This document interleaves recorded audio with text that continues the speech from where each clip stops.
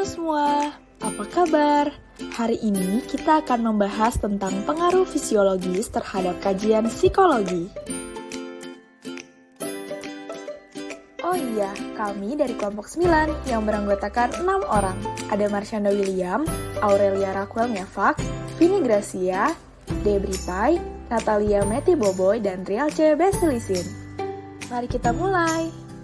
Perlu kita tahu bahwa psikologi adalah salah satu ilmu yang mempelajari tentang kondisi kejiwaan yang dipengaruhi oleh gen, evolusi, dan lingkungan. Sementara fisiologis adalah ilmu yang mempelajari tentang sistem kehidupan. Pengaruh fisiologis terhadap kajian psikologi yang akan dibahas hari ini adalah mengenai gen.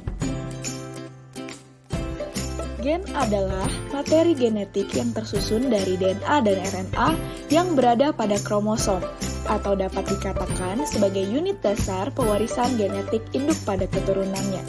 Ketika gen diturunkan, maka bukan hanya sifat dari induknya saja yang diturunkan, tetapi juga penyakit yang dialami sang induk juga akan diturunkan, baik itu penyakit yang biasa saja atau yang bisa berakibat kematian, seperti penyakit diabetes, asma, kanker, hemofilia, buta warna, dan penyakit lainnya. DNA adalah sejenis asam nukleat yang tergolong biomolekul utama yang menyimpan instruksi genetika setiap organisme dan beberapa virus. Sedangkan RNA adalah molekul polimer yang terlibat dalam berbagai peran biologis dalam mengkode, dekode, regulasi, dan ekspresi gen. Kromosom adalah untaian materi genetik yang terdapat dalam setiap sel makhluk hidup. Teman-teman tahu nggak nih kalau gen mempunyai dua fungsi loh? Yang pertama sebagai penurun informasi genetik dari setiap individu kepada keturunannya, dan yang kedua sebagai pengatur metabolisme untuk perkembangan setiap makhluk hidup. Pengaruh gen bagi kepribadian manusia. Gen adalah salah satu yang memiliki relasi dengan pembentukan sifat seseorang. Korelasi gen dan pengalaman hidup akan membentuk identitas diri dan mempengaruhi kepribadian seseorang. Penyebab kesamaan pada manusia. Menurut sebuah studi baru yang diterbitkan dalam Proceedings National Academy of Science bahwa sesama teman lebih rentan memiliki genetik yang sama dibandingkan dengan orang asing.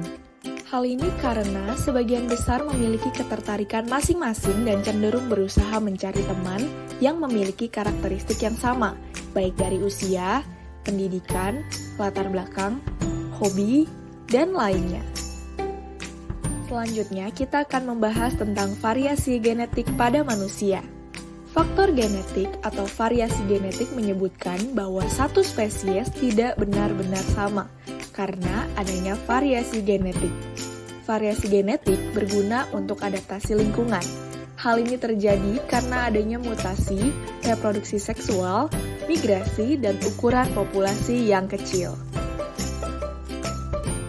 Teman-teman tahu tidak tentang genetik perilaku dalam psikologi? Jadi, ada teori yang pernah menyatakan bahwa masing-masing DNA yang terdapat pada gen manusia akan mempengaruhi kerja sel, sehingga secara tidak langsung akan mempengaruhi tindakan dan perilaku seseorang. Meskipun telah banyak penelitian, namun sangat sulit mengetahui seberapa besar gen yang mempengaruhi seseorang dalam berperilaku, mengambil keputusan, atau melakukan kebiasaannya. Bahkan kembar identik pun juga sudah diteliti, namun tetap saja masih belum diketahui. Nah, yang terakhir nih tentang simbol-simbol gen. Dilansir dari Ensiklopedia Britannica, prinsip dasar pewarisan sifat ditemukan oleh seorang ahli botani dan guru pada tahun 1865. Mendel melakukan percobaan dan merangkum gen pada simbol-simbol agar lebih mudah dipelajari. Teman-teman pernah nggak nih lihat satu keluarga dengan beberapa anak? Anak-anak tersebut memiliki wajah yang sangat mirip dengan ayahnya, dan tidak ada anak satupun yang mirip dengan ibunya. Hal ini dikarenakan gen ayahnya lebih dominan dibandingkan dengan gen ibunya. Sekian yang ingin kami sampaikan. Terima kasih untuk teman-teman yang sudah mendengarkan dan menonton video kami. Jangan lupa tinggalkan like, komen, dan share video kami sebanyak-banyaknya agar semakin banyak teman-teman lain yang paham tentang pengaruh fisiologis terhadap kajian psikologi. Terima kasih.